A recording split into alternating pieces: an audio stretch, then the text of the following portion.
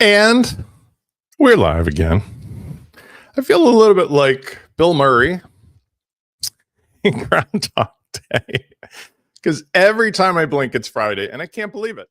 I do wear sometimes this teal shirt. I think it's teal, right? And in doing so, I look at some of the old videos and I try to place like, what was I doing? What was I thinking at the time that happened? Nevertheless, I know you guys are going to start rolling in. Let me do a sound check real quick. Make sure that we're actually coming through. Always important. It still says waiting, which concerns me slightly. Nope, we're good. All right. Today is going to be a flashback to the kind of stuff that I used to do, which I really, really, really love, because I'm going to be covering some heavily requested stuff. And by the way, if any of you guys would like to go into the chat with questions, please post your questions in the comments of YouTube, because here's a day where, man, it's like a teacher at the blackboard kind of thing, because I'm going to show you how you can let's just say expand your skill set beyond the confines of what's happened in the WordPress space in the last couple of years. Now, let me set the stage for everybody. And I'm also looking over here to make sure. Somebody go ahead and let me know if the sound is good and that the video is HD. That is really important to me, because with what we're going to be doing, I'm going to be doing some screen sharing and I'm going to make this bigger, right? But for right now, just give me some validation. Somebody say hey there in the chat or the comments. Also, on my side of things, I am logged in as Spencer Foreman, unfortunately, on my laptop. So I'll see you. Good morning. Oh, Kurt is in the house. Hello, Kurt. Okay. And for those of you who are coming from the space of, let's say, Cadence or Gutenberg and stuff, I'm going to relate this. So let me set the stage, and good morning, validate, high five. Over the last 20 years in WordPress, we have gone from the early days where you literally had to put an axe on your shoulder, go into the forest, chop down a tree, and carve it into a house or a bench or a table or a piece of furniture. And then the page builders came. And then the page builders came for the people. And everything seemed like it was going in the right direction when the page builders came for the people. I'm looking for the perfect size here.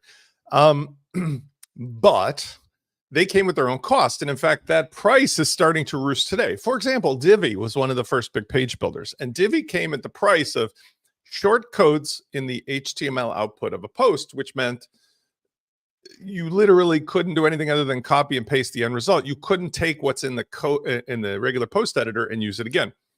So along the way, other page builders like Elementor and Beaver, everybody got smart and they started to go, maybe we should be outputting HTML markup. And all was really pretty good with the world, and still sort of is. But then Gutenberg comes along. And what the main difference is between Gutenberg and the old days, and this is why we're having this conversation, kids, is that if you're using a competent theme and page builder, like I prefer Cadence and Cadence blocks, which I'll talk about more, you have native output, you have native page builder stuff that you can copy and paste and do things with. You can still use, let's say, the classic block, or you can use an HTML block. But the problem is, like, my kids are not taught cursive handwriting in school, and they can't sign a check if they even knew what a check was. When they sign the driver's license, my 23-year-old looks like he's signing a ransom note. Well, the same thing is true for many of the people who have just started from the beginning of using only the page builders of any kind or Gutenberg. They have none of the ability to do the magic, the magic that we used to just have to do as part of the core skill set. And so today I'm going to show you how to expand into the 4 major languages that are old school. And by the way, here's my rim shot against what's going on in Gutenberg. Gutenberg is amazing, but the difference is that the people who are writing Gutenberg are using a language I'm not going to talk about today called React. And the difference with React, and it's a really weird thing to explain, is that is a language that runs at the same level as PHP, but it's also blended together and outputs in the same way as jQuery in the browser. And in doing so, it also hijacks, this is really weird, I know, the style responsibility and converting it from a very easy to use language like CSS into something that's programmatic. So for example, instead of baking a cake, my son just actually made me banana bread last night and going, oh, banana bread, let's spread some buttercream frosting on the top of it. That's CSS. You can see it, you can taste it, you can experiment with it, you can adjust it. It's right there on the surface. Instead, React is sort of like you have to plan the recipe so that the frosting is programmed in before you've actually baked all the bread. And if you don't like the way the frosting tastes, you have to go all the way back to the beginning and program it in with descriptions of what that frosting should be like. So let's go to the setup. Today, I'm also going to treat you with an experience of what I think things should be like for everybody. Now, I'm going to do a couple things. One of the things I want to experiment with is, I don't know if this is going to be better or worse. You guys in the comments, let me know whether the screen size is big enough. I can zoom in here, and I may do that because otherwise I think it's going to be, it might be a little tortuous. Okay. So one of the things I want to do is I want to introduce you to the concept of where we're going to play today. And what I did is I just launched a ZipWP website. I learned from past webinars not to use InstaWP, even though I like their service, because last time when it shit the bed, it turned out it's just because InstaWP wasn't paying attention and somebody did something on their server and I paid the price. So today I'm going to use ZipWP, and I'm going to zoom in here for a second. It looks ridiculous. Number one, I have a blank installation. I'm going to teach you CSS, PHP, jQuery, HTML. First thing to understand is let's just put a theme in. My view of the world of WordPress when you're using LaunchKit is that you shouldn't suffer for having to go and find everything and deal with everything the way that it's currently being presented. It should be handed to you like a concierge at the hotel. Mr. Foreman, good morning. Here's your breakfast and your newspaper and your favorite, coffee beverage. So LaunchKit provides that for somebody, free or paid, depending on what you're doing. But if you're, by the way, if you're not logged in, you just log in with your WP Launchify credentials and you're good to go. I mean, I'm happy to actually show you this. So instead of futzing around, that's an actual word, with all these keys and licenses and 24 different relationships, just log in with your credentials at WP Launchify and it will validate that you've got access to this, that, or the other thing. What I like to do is install Cadence theme. So we've provided that as a convenience here because that's the basis of everything. By the way, Cadence theme, done, installed and activated. Now, I'm going to need a couple plugins. One of the things that I want to explain to you about how you can operate with these languages, you can use a theme. In the old days, it used to be a child theme. You can use a plugin. You can use a snippet. Now, the difference between those is interesting, and it's kind of munged together. In the old days, we used to have to be very careful about using what's called a child theme, because a child theme was a way to keep the DNA of the parent theme so that we could update it, but still make our custom changes. And since we were chopping trees down in the forest, we needed to do things at a manual level. Like I needed to know what's called the template hierarchy of the archive pages, single post pages, the loop, and all this stuff, because I was literally going to build it from scratch. Well, thank goodness those days are over. So as a caveat, some exceptions to this rule, we don't really need child themes anymore. Instead, we can use the core theme and we can put the things into the core theme itself. But really what we do is typically just either write a simple plugin or use what's called a snippet. Now, a snippet is typically done through a plugin, like I'm using Fluent Snippets. And I'm going to go back to the full screen version here. Fluent Snippets allows me to take bits and bobs of code. It could be HTML, it could be jQuery, it could be CSS, could be PHP, and run it just like I would as a plugin. But it also gives me control over what I'm seeing. And I'm going to zoom this in and out a little bit as I need. But in other words, I have the ability to kind of play, but it also protects me, because this thing will prevent, not every time, but will prevent most cases, you from publishing something that will crash the shit out of your site. Now, that's a whole nother conversation. But the point of that is that using a snippets is a great tool. Let's talk about the way the languages work first of all, so I can also put you in context of what's dangerous and what's not dangerous.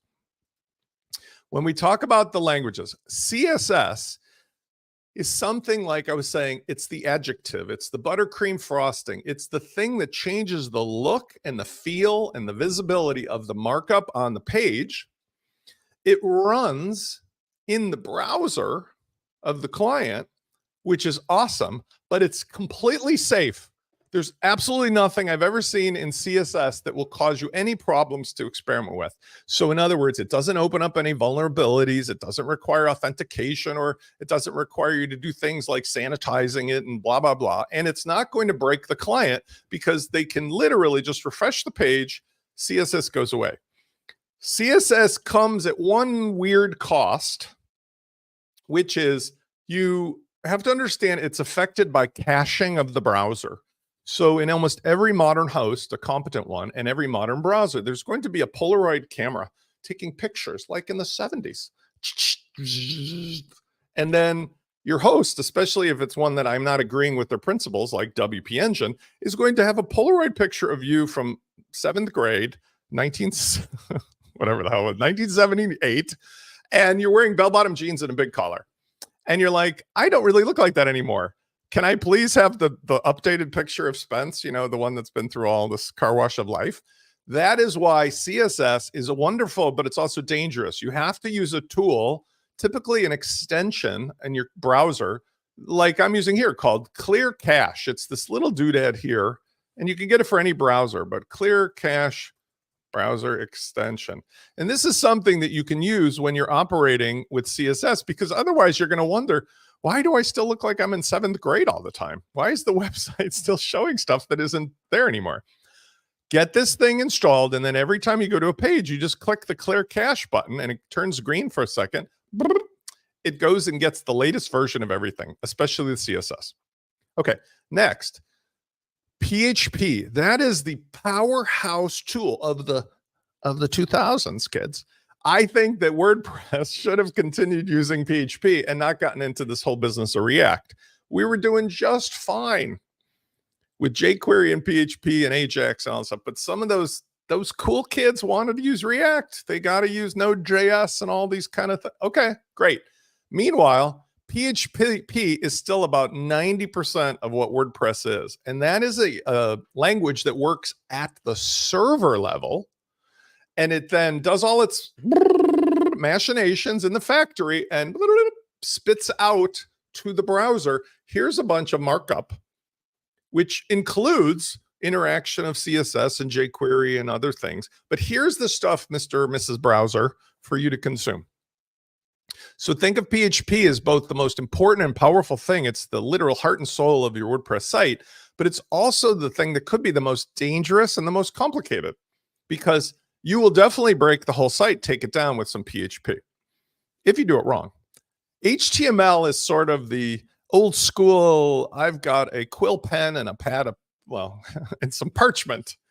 HTML is safe. It is the thing that PHP typically outputs and hands over to the browser, but it's also very static in nature. In other words, HTML doesn't make things look pretty, really. There's a few key HTML markup elements that you all learned back in kindergarten, things like bold, or what they call strong, or the H tags, or an anchor link, which is the A, or a div versus a span. And there's all these markup things that are structural, almost like a framework, like an outline of what's to be.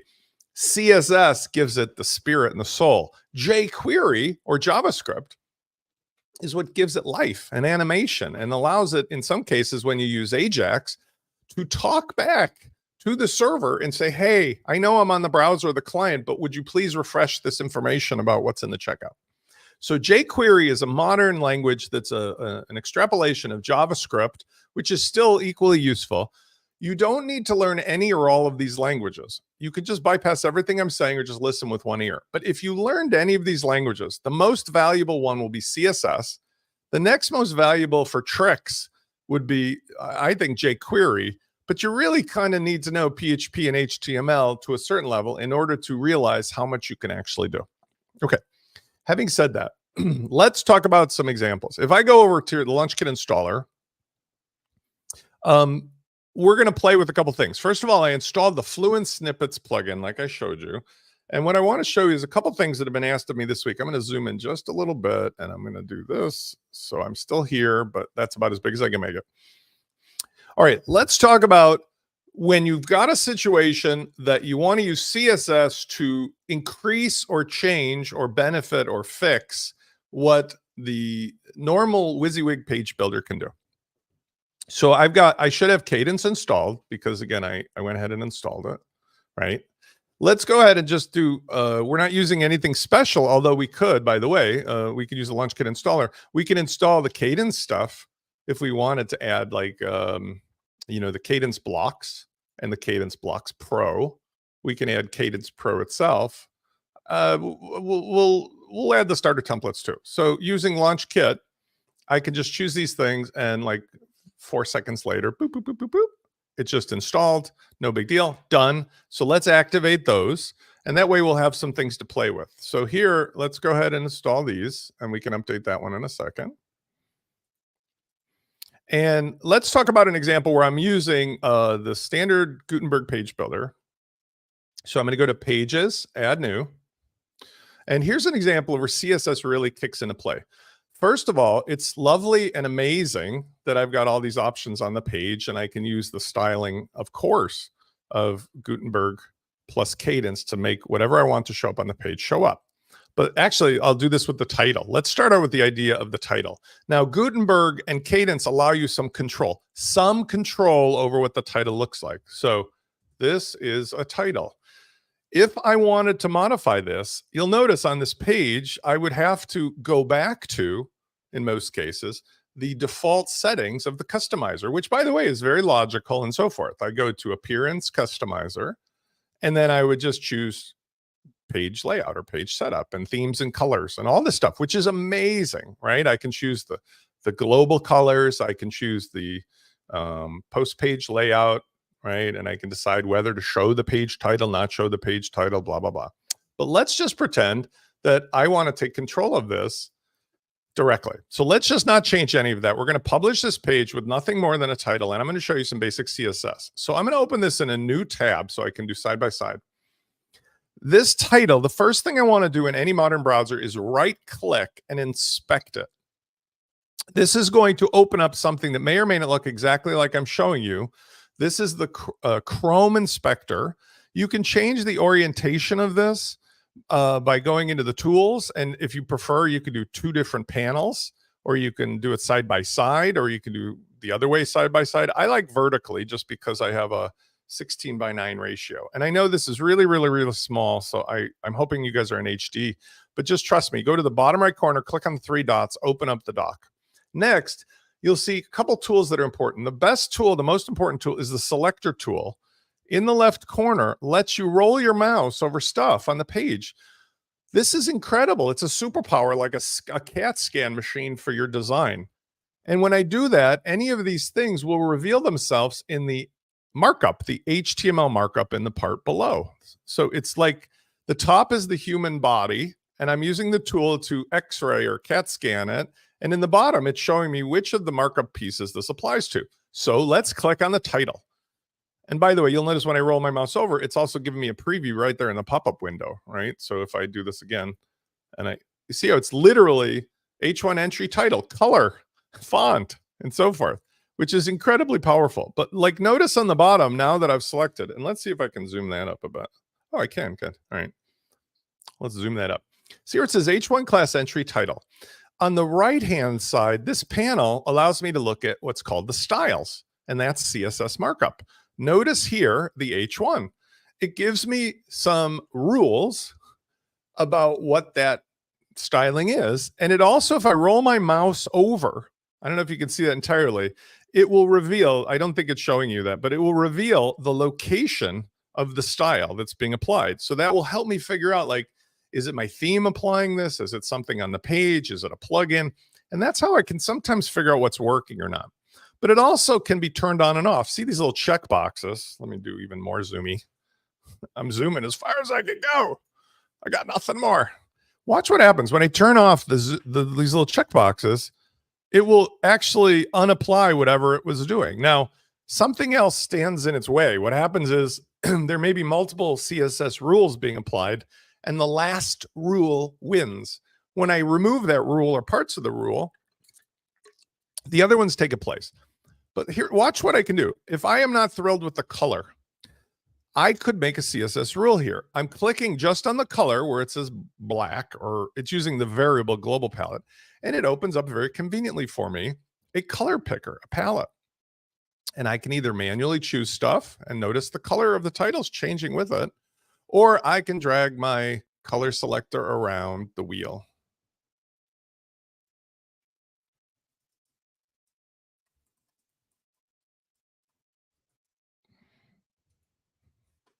One second.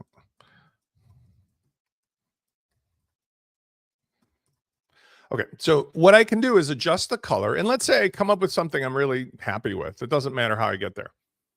That will actually reveal to me in whatever color format it happens to be. In this case, it's called HSLA, but I can change that to being just hexadecimal by using this little tool here.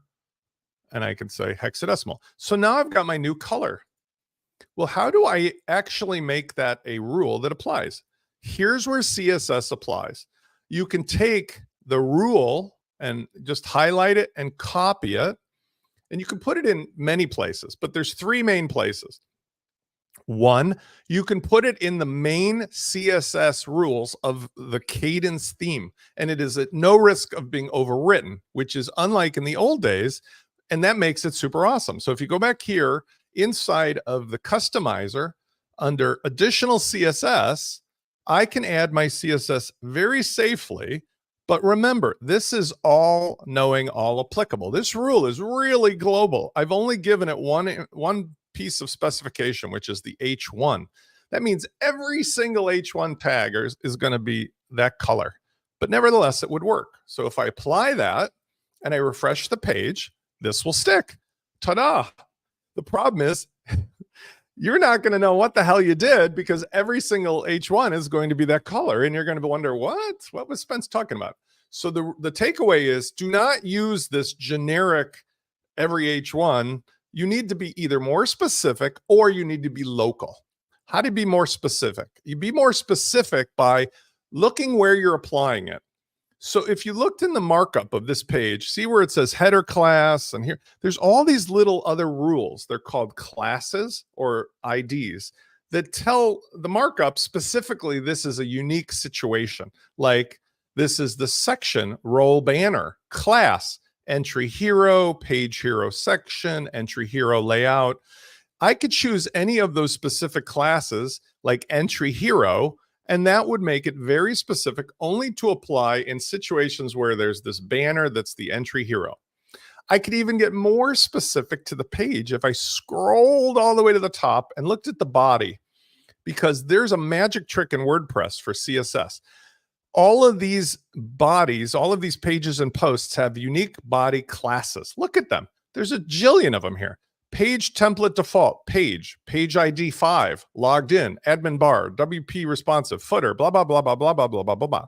If I wanted to be the most specific of all, I could be like page ID 5. If I copied that and I went back to my rule and I put that with a period in front of it to represent it's a class, page ID 5 H1, now this rule will only apply to any H1 tags on page 5. And if I made a new page, let's do it, or a new post, it will not apply.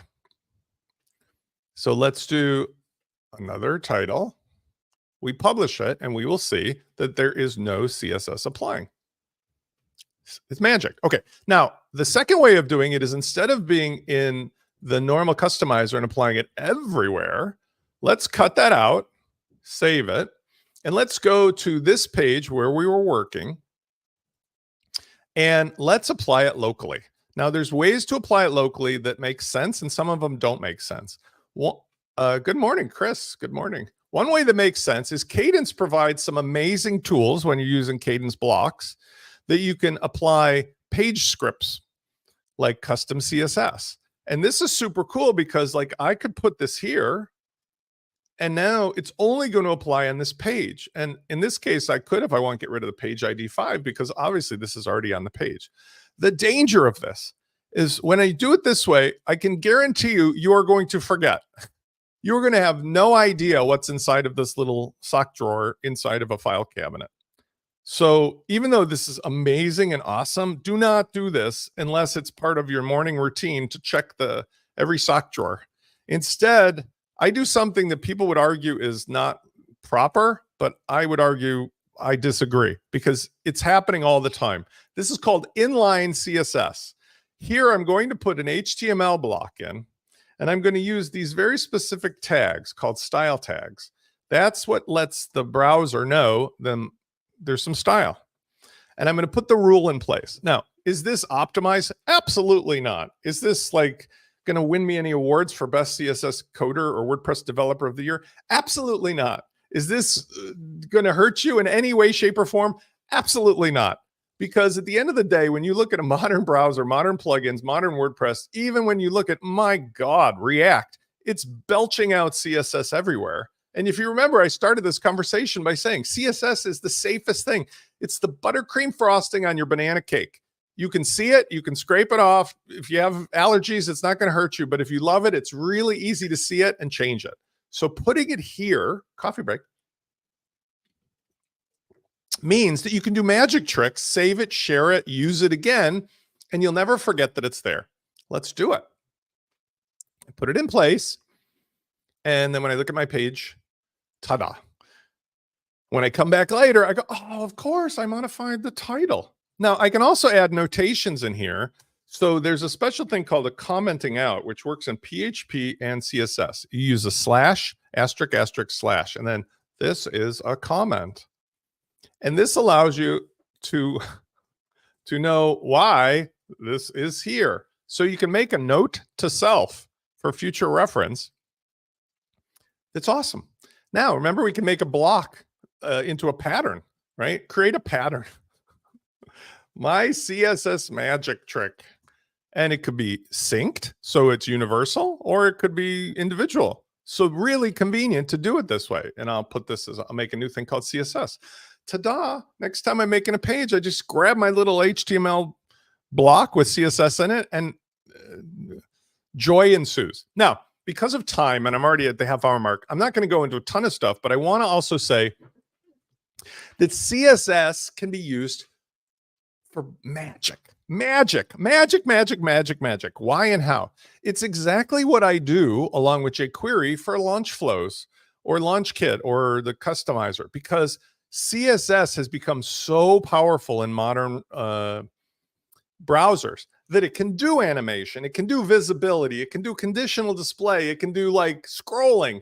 There's things called Flexbox. I mean, it's beyond the scope. But what's really amazing about that is that in the browser of the client is zero cost. It is like literally free, because your server is doing nothing. It just hands over the stuff, and then based upon whatever conditions may exist, the CSS or the jQuery work at the browser of the client. So it actually can be cached and delivered so fast, so inexpensively, which is how and why I choose to do the launch flows, because all that's happening is that WooCommerce is spitting out the stuff. I'm hiding it. But then when people choose to move blocks around, it tells the browser, oh, we'll show this or don't show that.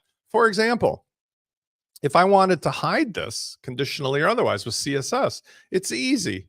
I just go back over here and I use either visibility or display. So I click this plus sign and I say, for example, display none. Oh, amazing. Now, here's a cool thing. I could use a special class that applies so that if you add that class, like think of it like a descriptor, hide.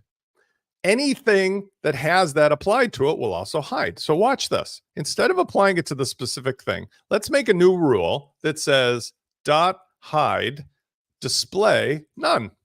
I'm going to add this rule locally to this page. You're going to love this magic trick. Okay, so instead of the color, I have a rule that says anything with the description of hide. And I say description because it's really called a class. If you have a period, it's called a class.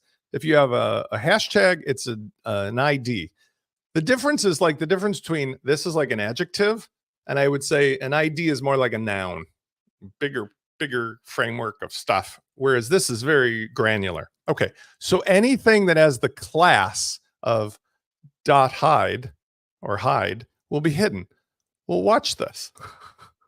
I'm going to add something into the body of the page. I'm going to say add before. I'm going to put a heading in. This is a gorgeous heading. Let's make sure we both agree that it's showing up. So I'm going to preview it. By the way, I love how fast zip WP works compared to instant WP. This is unfair.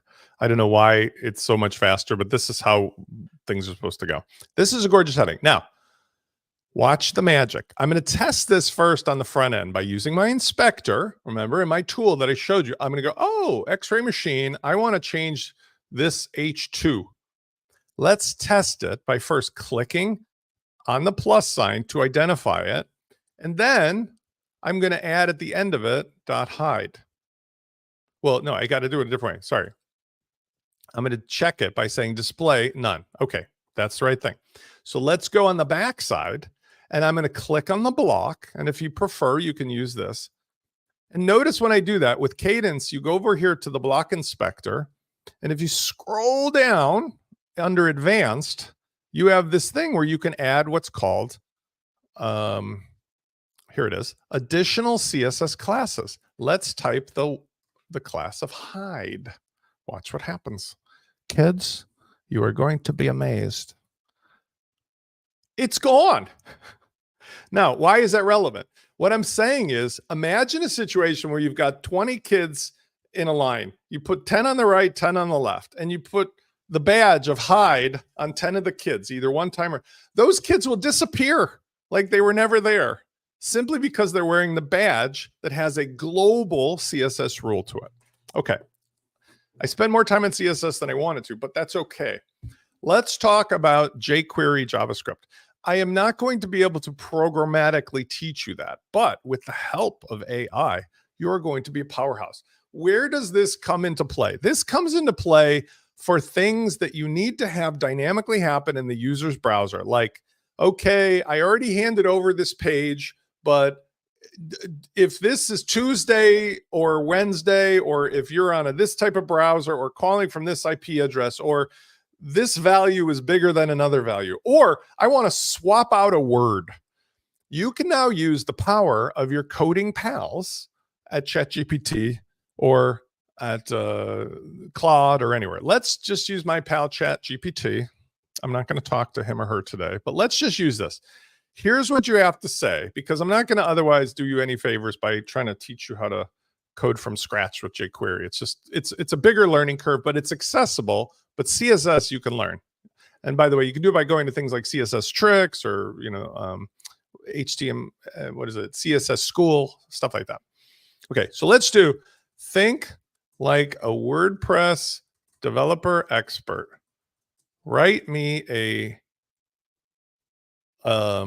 WordPress compatible jQuery snippet that will, and let's think of something clever that we wanted to. Let's say change the words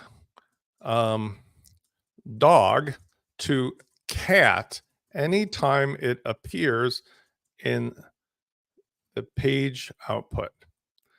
Make sure to give me this with a code wrapper so I can use it inline in Gutenberg as an HTML block content. Okay. You got to be specific, like teaching your 13-year-old to go pick up milk. Okay.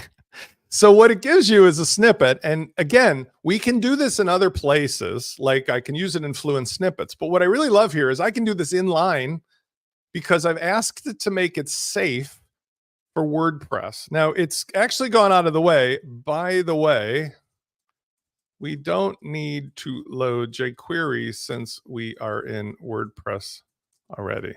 I'm reminding it of stuff like my kid. I'd be like, oh, Zachary, my son, it's the blue container, not the white container.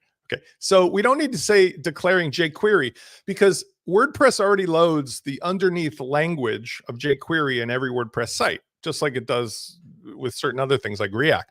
So now it's given us this script. Watch how amazing this is. You can take this script, totally safe. You will not break anything. Let's go back, and I'm going to just get rid of both of these, and I'll start from scratch. We're going to put in an HTML block.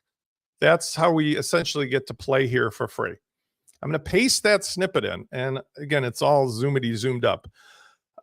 It's called the function of replace dog with cat. We can go through these another day. I don't have enough time today, but it's saying, look at the body, return the HTML replace the word dog with the word cat. Okay, let's try it. I'm going to click here and say add after, or let's do add before. I'm going to go ahead and I'm just going to do a paragraph just to keep this simple. I'll just type. I have a very big dog, and let's see if I don't know if it's responsive to the specifics of capital, named Rex. Let's see what happens. This should, if it works, replace the word dog with cat. And I have not practiced this, so it may not. ChatGPT is very naughty. Okay, and it did not work. So that is a good lesson to be learned here as well, because I work without a net. Let's be specific. This must work in a Gutenberg HTML block. Please be sure to adjust and make sure it also is not sensitive to the capitalization. I find that ChatGPT is not my favorite friend for coding. I oftentimes get better results from Claude. So we'll see whether or not this does any better. Let's just go back here, and all you got to do, this is a fun process sometimes. I just copy, replace. Let's see. And also jQuery is also sensitive to clearing the cache. So let's clear the cache, refresh the page. And it's just not going to help me out, is it? It's really, I'm having nothing happening here. So let's see if I can do it with Cloud. We'll do challenge of the coding helpers.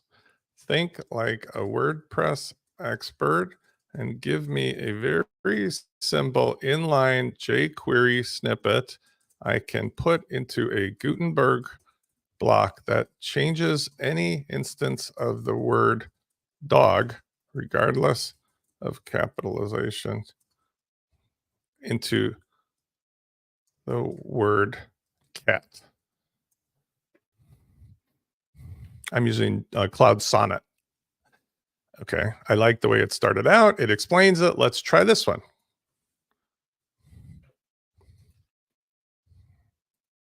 Let's refresh and see if we have magic. If not, I'll have to go to plan C. Okay, well, I guess I'm losing out today on this part. I'm going to try something else. Okay, let's do something that's a little more pragmatic. I think there's a lesson to be learned here, by the way, not the least of which is Spence works without a net on these live office hours, but I did not plan to do any particular thing.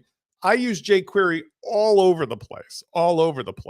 And the times that I use it are for, like I say, moving things around and changing colors. So let's do another one. Let's do this. Let's take this, copy rule, and let's do, that didn't work. So let's do something else. Let's say, write me jQuery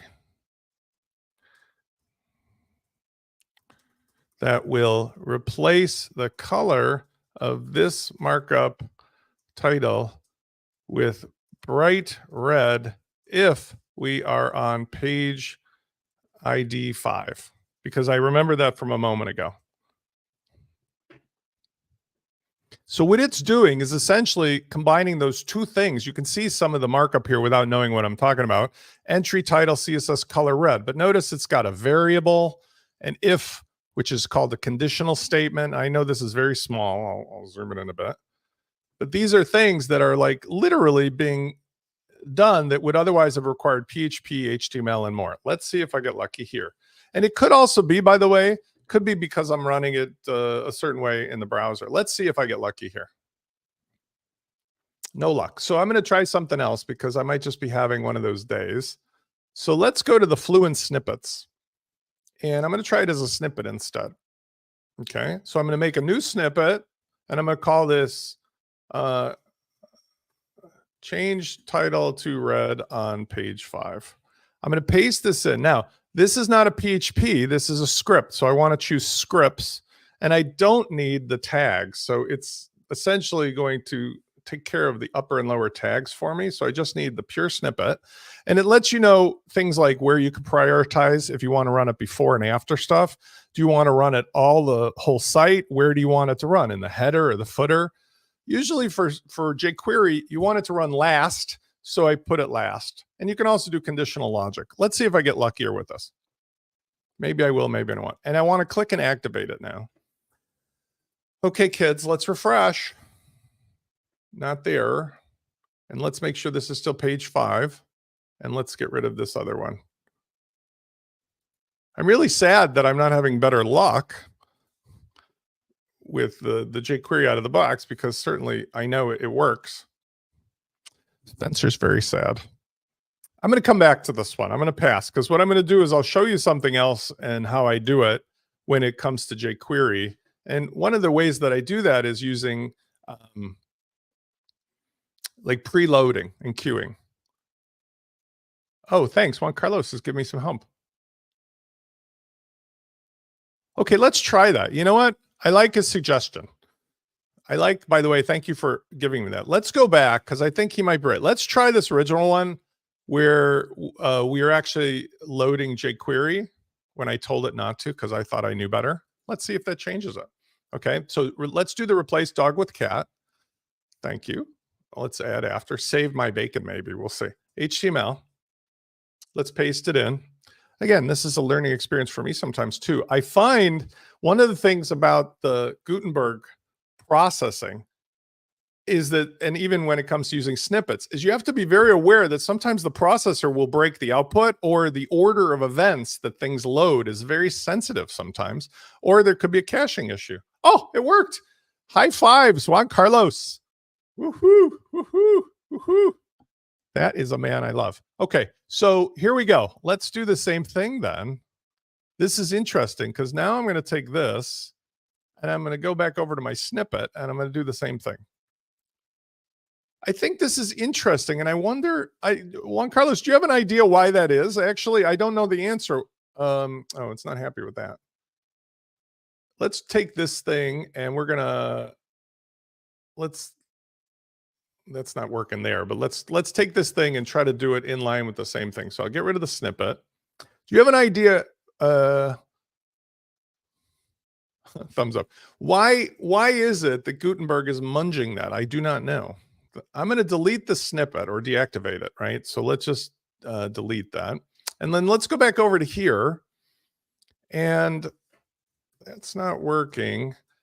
Can you figure out if maybe it's because you need to load jQuery or it's in Gutenberg HTML block? It's a more complex task, but let's ask it. Oh, it's agreeing with me. Like when I say to my 13-year-old, you know, you're not supposed to throw your iPhone into the street when traffic is coming by, right? Let's see if this makes any difference. It wrote it a little different way, which again is beyond the scope of today, but I'm having a lot of fun. So I love you guys. And let's try this. We can make a new block just to keep these separated and see. Let's see if this changes the title. And then I'll feel like we've recuperated. I'm going to refresh the page. Still no joy on that. I'm going to try one last thing before I give up and go on something else. So no joy. How about you simply make a jQuery rule that changes the color of any word or text for cat or cat to be bold and red. Let's see if we just change the whole thing. So we're going to layer two things on top of each other. And I don't know, since this is going to be jQuery and it's very sensitive to the order, I'm going to suggest the way you want to do this is probably have that rule after the other rule. because otherwise it's not going to know that the cat has been replaced or replace the dog. Let's see if this works too. And if not, I'm going to move on.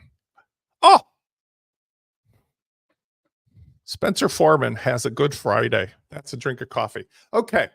Thank you to Juan. You are my hero today. And also, it's just a great example of how fun this is, because to be honest, how fun is this? Like, you're doing code by having your assistant, and there's nothing here that's going to break your site. jQuery cannot break your site because it's running in the browser. It literally speaking only can break what's visibly showing on your browser right there. Now, imagine how this applies in the real world. In launch flows and all my other toys, I'm saying, look, you got all the stuff that shows up on the screen. Let's do a 3-card Monte trick. First, hide everything. Second, slice everything into pieces. Third, find the position that it was moved around on the back end and replace it where it should be with jQuery. And finally, show stuff. But since I've shown you a very simple trick of displaying stuff, imagine you can also use this like conditionally displaying stuff. Like you can conditionally hide certain things, right? So for example, I could hide the word cat and show the word dog. I can replace Rex with Tony. I can move it to the top of the screen. I can make it italic. There's a million things you can do. If this, then that, but you don't have to do it at the server. You can do it very fast and lightweight in an individual page or in a snippet or in a plugin. Let's talk real quickly about plugins, because it's really easy to take a snippet and make it a plugin. The tools in the past used to be like you had to do all the headers and stuff, but here's how you do it. Okay, I say, awesome. You don't have to do those, but I say awesome because I want to encourage Claude. Awesome. That works. Please make this into a plugin for WordPress and call it Spence Red Cat. And my description should be witty. You decide what to say. And the brand is 1WD.TV. Okay. You can let it do as much as you want, but it's going to take this and now it's going to make it into a format that's a plugin. Now, in WordPress, you can run a full plugin code like this as a snippet, or you can save it as a zip file and upload it, or as a PHP file and install it with File Manager. So one of the ways of doing it is I copy the code. Or I can say, can you make this into a zip file so I can download? I think this one can. ChatGPT can make a zip file for me. Oh, well, there you go. So here, it made me a zip file, which is super awesome. So I'm going to do this. I'm going to, where's the download? Here. To download. This keeps talking about it, but it doesn't actually make it easy for me to understand where to click on this. I do this on ChatGPT easier.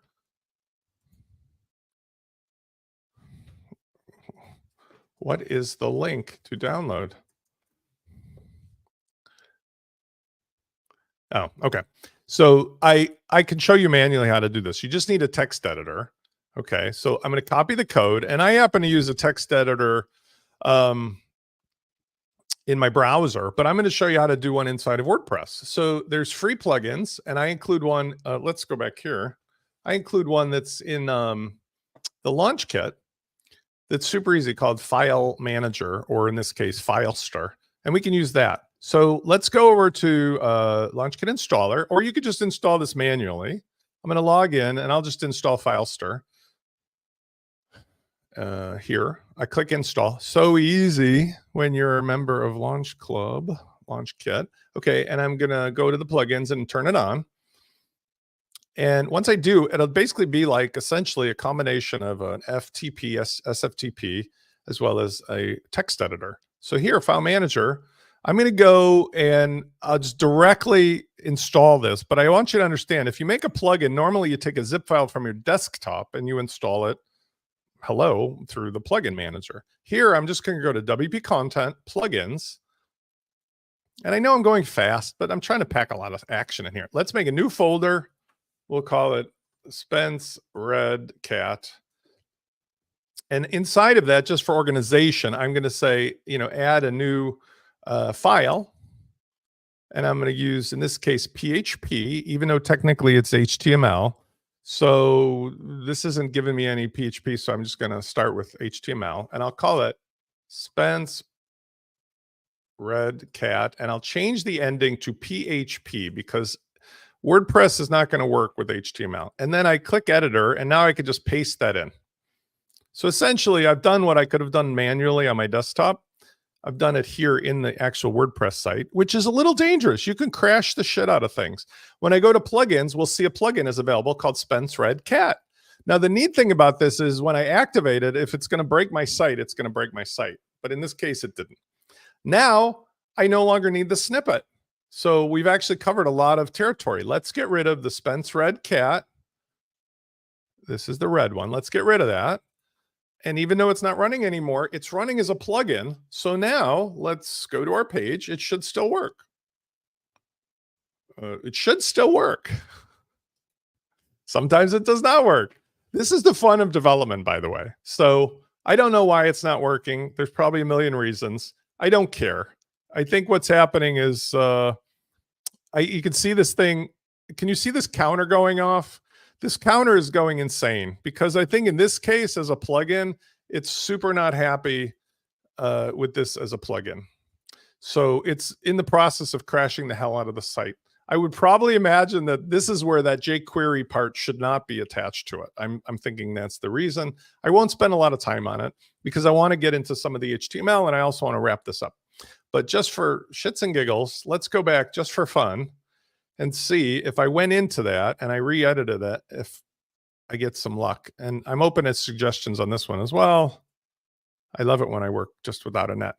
So script function document. Too many possibilities here as to what's going on. So I'm not going to try to figure it out.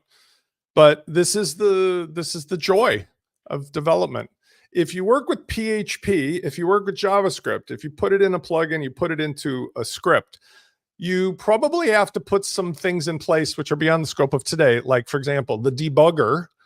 And you also probably want to have an SFTP that's not part of your WordPress site so that you can get back in if you break all the WordPress interface. So let's say, for example, I did something crazy here and I really crashed the site. I won't be able to get back in through this tool. I need to get in through a normal SFTP or other file connection, maybe SSH or WordPress CLI. These are some fancy terms for like a different way to get in other than through the browser. But at the end of the day, I think that was at least fun and informative of stuff that's kind of cool. I want to show you an example. I was talking about it before because I've been able to write a lot of utility functions that also get around some of the things that drive me crazy about WordPress. For example, right now there's arguments in the WordPress space, and I make a lot of plugins, about the plugin installer and whether it should automatically trigger, people being taken to the wizard or doing this. But one of the things that makes me insane right now is some guy unilaterally decided that we shouldn't be able to delete a bunch of plugins like with the bulk deleter. So you notice here, if I click on this, I should be able to delete everything. That's true unless you have dependencies. So watch this. If I go and use the LaunchKit installer and I install all of these plugins, by the way, watch how fast this is. It's just, right? It's installing 88 plugins in a matter of like 9 seconds. Because I wrote this plugin to bypass the normal shenanigans that go on because this is a curated set of plugins. This is incredibly different than the normal plugin installer. But I want to make a point here. If I go to the normal plugins, see these things here like this plugin cannot be deactivated because required plugins are missing or inactive. And you'll see these all the time where if I want to bulk delete, it's grayed out. I can't delete the plugin, even though nothing is activated.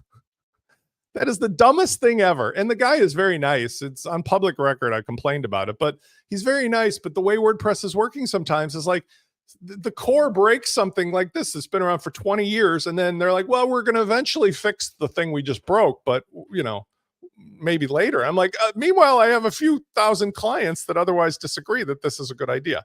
So here's what I wrote. I wrote something with ChatGPT or with Claude or with my own skills called the deleter. So here I just essentially use the very same stuff. And this is an example of things that you could do, a little bit of practice, but you've got these professional helpers now for free, where you just say which plugins you want to keep, which ones you want to delete, right? So I've said, select any plugins you want to keep. So let's say, for example, we keep Fluent Snippets and we keep all the cadence stuff.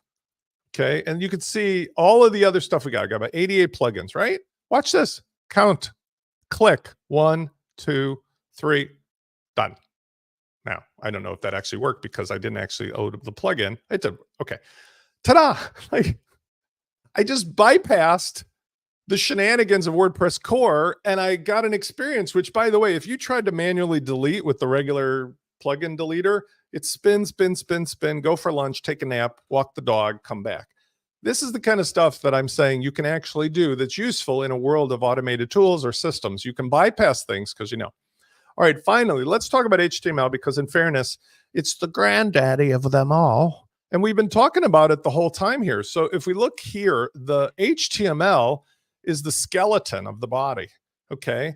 So again, if I look at the screen, and I see if I can zoom in on that a bit, my big cat named Rex, the markup is the structure, the skeleton, right? So let's kill the jQuery. Hold on.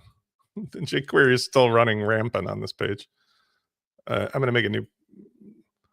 There we go. So the markup these are as old as the internet. And let me get rid of myself here too, because I can see I'm not in full screen. So like, here's HTML. This is the header tag. Here's the head. Here's the body. Here's, we don't have a differentiator here, but I think the footer is inside. You can see here's the footer. So like the head, the ears, the eyes, the body, the chest, the stomach, the knees, the whatever. You can address all of these directly, and you can also use them as hooks to hang things on. You can also see below that there's scripts loading at the bottom. You can also see there's a thing called a mobile drawer. So when we have some of the stuff that slides in and out, the markup is at the bottom. Now, you cannot change the HTML directly in your browser like this. You can't do the kind of cool stuff with HTML unless you use a helper tool like jQuery, or unless you use the template hierarchy. So one of the things that I can show you under the hood here is that if we have a theme or something else installed, that the theme itself has structure. So let's use the default theme editor, and it gives you a little warning. And you can see this is the guts of the Cadence theme. And inside of it is all that old school stuff. Look, here's the header. It's PHP, but technically the markup is HTML, right? So see all that stuff I was just talking about, the HTML header, the header tag, the body. This is the skeleton, and it's in the theme. In the old days, we had to modify the skeleton by adding a child theme with replacement parts. Now we mostly do that with things called hooks and filters and dynamic replacement. So with very similar to what I showed you, you could, maybe with some practice, write a conditional PHP script that replaced the header on certain pages, or did like what I showed you with the cat versus the dog in jQuery. You can even do it with some CSS, but the difference is with CSS, you have to have the content in the HTML there first, and you're just telling CSS, show this or show that. You can't like inject it. Whereas with jQuery, you literally, as I was showing you, you can inject whole blocks of HTML into various places. But really what we end up doing is the beauty of using the themes and the tools is that they've got the ability to have, like with the script or with the add-ons, you could just create blocks of stuff and have it conditionally displayed, right? So like, I don't know if I don't right now have it conditional turn on, but you know, there's elements. You can make a whole element that's like a new header and say, if it's Tuesday and this person's from Chicago, show this. It's just nice to have some control. All right. I'm going to wrap it up because I had some fun with this. This was a good experiment. And one of the things that I think the takeaway is from here is that I was asked by Anne and some other people, Show me a bunch of your magic tricks. Well, I spent 14, 15 years in WordPress doing magic tricks of like, here's a tree and I'm going to turn it into a workbench. I don't want to do that because with the GPT type tools, the LLMs, you have me in that format. You have to use your noggin, but if you're curious, you can take the basis of what I'm talking about and you can pursue it. So you're not afraid to go make your own plugins, go make your own scripts, go change things beyond the scope of the tools that are today, because it's incredible how much I've been able to do on my own with those old school skills simply by leveraging the extra power of both the frameworks that Cadence and Cadence blocks and the Gutenberg provide, and combine it with a little bit of unafraid audacity to go, why do I need to use the normal plugin installer? Why do I need to use WooCommerce checkout? I just said, why not? So I think you should say, why not too? I don't know that I'm going to turn it into any kind of real meaningful teaching, but I will probably continue to do clever things and show you guys some inspiration. And if you use it in this way, here's the beauty. If you use it in this way and you have the launch kit and the framework underneath it, then you're building something you can then sell, share, or offer for free, whatever you want to do to the community, because it's a solution for people who are like, I always do like I have IKEA furniture in my house. I have Lego blocks because I had, kids. If you build for IKEA or Lego, you're going to have 10 trillion people who are interested in what you're talking about immediately. And I think that's a great way to get the most important asset that any of us need in 2024 and beyond, which is, well, two things: attention for meaningful reasons and relationships with human beings by solving problems. Everything else is irrelevant. I hope you guys have had fun. You have a great weekend. I'm going to get out there and get some sun before this gigantic hailstorm, whatever they're saying, is coming through. I will look forward to seeing you. Now, I haven't talked to Chris today. Chris and I might do a show, Chris, at 1 o'clock today. We were moving our Saturday show to today at 1 o'clock. So if Chris is on the page, we may do it. It'll be kind of a carryover of the same topic, but we're going to go into some other marketing related ideas about it. We'll see. I hope so. Talk to you soon. Bye.